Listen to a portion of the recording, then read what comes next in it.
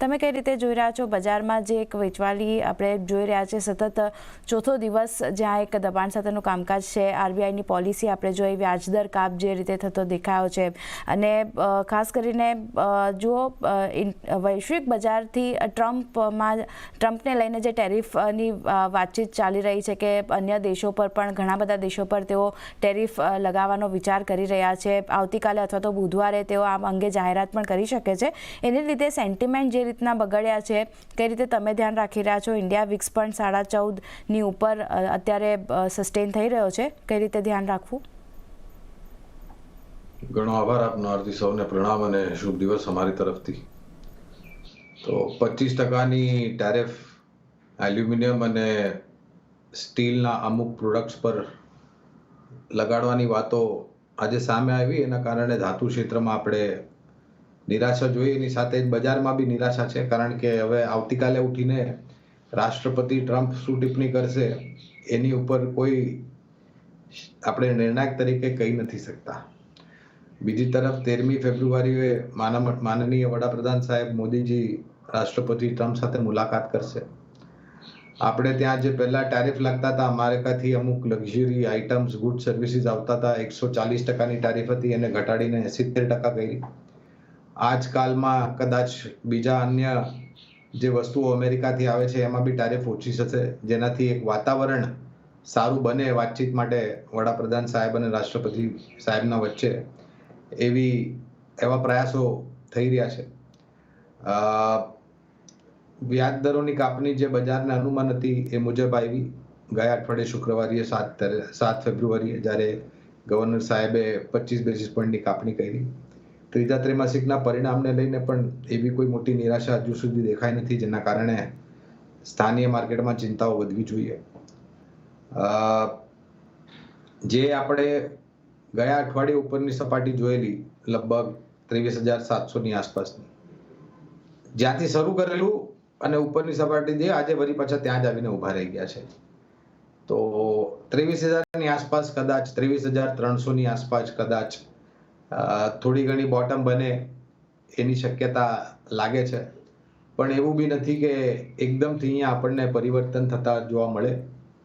મારા ખ્યાલથી એક દાયરાબંધ કારોબાર થાય બજારમાં એવું અનુમાન છે.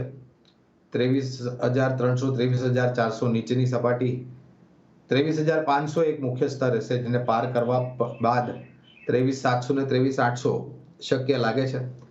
પણ આ બધા સ્તરોને જોતા અને આવતા થોડો સમય લાગશે. સ્ટોક સ્પેસિફિક મુવમેન્ટ તમને જરૂર જોવા મળશે. અને આજે એક બીજી નકારાત્મક પરિસ્થિતિ એ ઊભી થઈ છે આરતી, કે રૂપિયાએ આપણા જીવનનો સૌથી નીચલો સ્તર ડોલર સામે જોયો છે. આ બી એક ચિંતાનું કારણ છે. ઓકે, તો આ બધા ફેક્ટર, ઘણા બધા ફેક્ટર જે છે અસર કરી રહ્યા છે માર્કેટને, અને વોલેટાલિટી જે રીતે અત્યારે આપણે જોઈ રહ્યા છે આગળ પણ આપણને આવતી જોવા મળી શકે છે. પણ રૂપિયાની વાત થઈ છે તો કરન્સી માર્કેટમાં પણ એક ઉથલપાથલ આપણે જોઈ રહ્યા છે. ડોલરની સામે રૂપિયો ફરી તેના નીચલા સ્તર પર પહોંચ્યો છે. આજે શરૂઆતી કારોબારમાં લગભગ 87.95 પ્રતિ ડોલરના રેકોર્ડ નીચલા સ્તર પર રૂપિયો જોવા મળ્યો હતો. ત્યારબાદ મામૂલી રિકવરી પણ આવી, પરંતુ ફરી એકવાર દબાણ બનતું જોવા મળ્યું છે. તો રૂપિયામાં સતત દબાણ પાછળ શું કારણો છે, વિગતો લઈએ સહયોગી ચાંદની શુક્લા પાસેથી. ચાંદની, જણાવો કયા કારણો ખાસ કરીને રૂપિયાને અફેક્ટ કરી રહ્યા છે? જી, ડેફિનેટલી આજે એક ખાસ જે ફોકસ બનતું દેખાઈ રહ્યું છે એ રૂપી છે આજના માર્કેટ માટે, કારણ કે ટ્રમ્પ અટેક જે છે એ આપણને એની અસર સીધી દેખાઈ રહી છે. ડોલર સામે રૂપિયો જે છે રેકોર્ડ નીચલા સ્તર પર, આજે શરૂઆત જ એ લેવલ્સથી આપણને જોવા મળી હતી. રેકોર્ડ નીચલા લેવલ્સ પર 87.95 ડોલરના રેકોર્ડ નીચલા સ્તર પર પહોંચ્યો છે. લગભગ કહી શકાય $88 નજીક આપણને પહોંચતું દેખાડી રહ્યું છે. ને ડોનાલ્ડ ટ્રમ્પના નિવેદનના કારણે ક્લિયરલી જે છે એક ઘટાડો જે છે આપણને વધતો દેખાડી રહ્યો છે. એક નરમાશ વધતી જોઈ રહ્યા છે રૂપીના ફ્રન્ટ પર. ટ્રમ્પની ઘણા દેશો પર ટેરિફ લાદવાની એક યોજના જે આપણને બનતી દેખાડી રહી છે. આજે માર્કેટમાં રૂપિયાની સાથે સાથે અલગ અલગ સેક્ટર્સ પણ એક નેગેટિવ અને એની એક અસર આપણને દેખાડી રહી છે. સ્ટીલ છે, એલ્યુમિનિયમ, તો આજે ઓવરઓલ મેટલમાં એક દબાણ છે, કારણ કે ત્યાં પણ ટેરિફ લગાવવાની એક શક્યતા છે, એની એક જાહેરાત થઈ શકે છે. આ ઉપરાંત ડોલર ઇન્ડેક્સમાં મજબૂતીના કારણે પણ એક દબાણ છે, કારણ કે રૂપી નરમાશમાં જે આપણે કારણોની ચર્ચા કરી રહ્યા છીએ. સાથે એક ઉલ્લેખનીય છે, અહીંયા આરબીઆઈએ 7 ફેબ્રુઆરીએ વ્યાજ દરોમાં 25 બેસિસ પોઈન્ટનો જે ઘટાડો કર્યો છે, જે કાપ મૂક્યો છે, એ પણ એક ખાસ ફોકસમાં રાખવાનું છે. તો આજના માર્કેટમાં એક અસર ક્લિયરલી આપણને રૂપીના ફ્રન્ટ પર દેખાડી રહી છે, એના પર એક ફોકસ બનતું દેખાડી રહ્યું છે. જી, તો ખાસ કરીને ઘણા બધા કારણો રૂપિયાને પણ અસર કરી રહ્યા છે. આભાર ચાંદની આપનો સમગ્ર માહિતી આપવા માટે. તો જે રીતે આપણે જોઈ રહ્યા છે, ટ્રમ્પના એક નિવેદનના કારણે રૂપિયામાં જે રીતનો એક ઘટાડો આવતો દેખાયો છે, એની અસર ખાસ કરીને ઓવરઓલ કરન્સી માર્કેટ અને ડોલર જે રીતે સ્ટ્રોંગ બન્યો છે, અન્ય ઇમર્જિંગ માર્કેટના કરન્સી છે તેમાં પણ એક ઘટાડો આપણે જોયો છે, પર ફોકસ રાખવાનું રહેશે. ગૌરાંગજી, તમે કરન્સીની વાત કરી, રૂપિયાની વાત કરી, સતત ને સતત જે રીતે આપણે અહીંયા નરમાશ જોઈ રહ્યા છે, આજે 87 લેવલ્સ આપણે ક્રોસ કર્યું છે અને ઘણા નિષ્ણાંતોનું કહેવું છે કે ખાસ કરીને આ દબાણ જે છે તે રૂપિયામાં હજી પણ આપણને વધુ જોવા મળી શકે છે. આરબીઆઈ તરફથી જે ઇન્ટરવેન્શન આવ્યું છે થોડું ઘણું, તેને લીધે સપોર્ટ મળી રહ્યો છે રૂપિયાને, પણ આ જે રૂપિયામાં ઘટાડો થઈ રહ્યો છે કેટલું નેગેટિવ ખાસ કરીને માર્કેટ માટે કહી શકાય, અને લાગી રહ્યું છે કે આ થોડું અટકતું જોવા મળે કે પછી હજી ઘટાડો જે છે તે અહીંયા આવી શકે? આરતી, મારું માનવું એ છે કે આરબીઆઈ સપોર્ટ કરવો ન જોઈએ રૂપિયાને. આ સપોર્ટ 85-50 જ્યારે પહેલી વાર નબળો પડેલો રૂપિયો ડોલર સામે, આજની નીચલી નવાઈ સપાટી જોઈએ પહેલા, ત્યારે બી કરેલું, ત્યારે બી ડોલર સપ્લાય કરેલા અને પ્રયાસ હતા કે તમે સપોર્ટ કરો, પણ તમે રૂપિયાને ખભો ડોલર સપ્લાયના માધ્યમથી કેટલા હદ સુધી આપી શકો છો, એની ઉપર બી એક બહુ જ સીમિત માત્રામાં છે. જરૂરતથી વધારે તમારે સપોર્ટ આપો ડોલર સપ્લાય કરીને તો તમારા ડોલર રિઝર્વ્સ દેશમાં ઓછા થઈ જશે.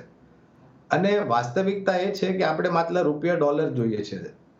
તમારે નજર બાકી અન્ય ઉભરતા દેશ અને બજારની મુદ્રાઓ પર બી નજર નાખો તો મારા ખ્યાલથી રૂપિયો એની તુલનામાં બહુ જ ઓછો નીચે ગયો છે ડોલર સામે.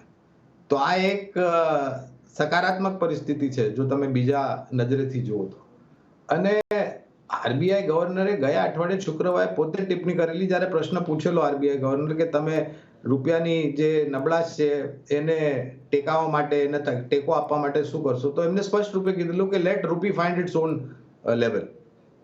એક લિમિટ હોય છે કે તમે અમુક હદ સુધી માત્ર ડોલર રૂપિયા સામે નહીં, બાકી અન્ય ઉભરતા હોવા બજારો અને દેશોની મુદ્રા સામે બી મજબૂત છે, અને જે યુરો છે એની સામે બી મજબૂત છે. અને વધારે પડતો ડોલર મજબૂત થાય એ બી અનિવાર્ય નથી અમેરિકાની અર્થવ્યવસ્થા માટે બી, કારણ કે ઇટ ઇઝ પોસિબલી ત્યાં આગળ જે એ લોકોના ટાર્ગેટ છે એ બી ઉપર નીચે થઈ જશે. તો ડોલર બધી જ મુદ્રાઓ સામે મજબૂત છે, એવું નથી કે રૂપિયા સામે ખાલી મજબૂત.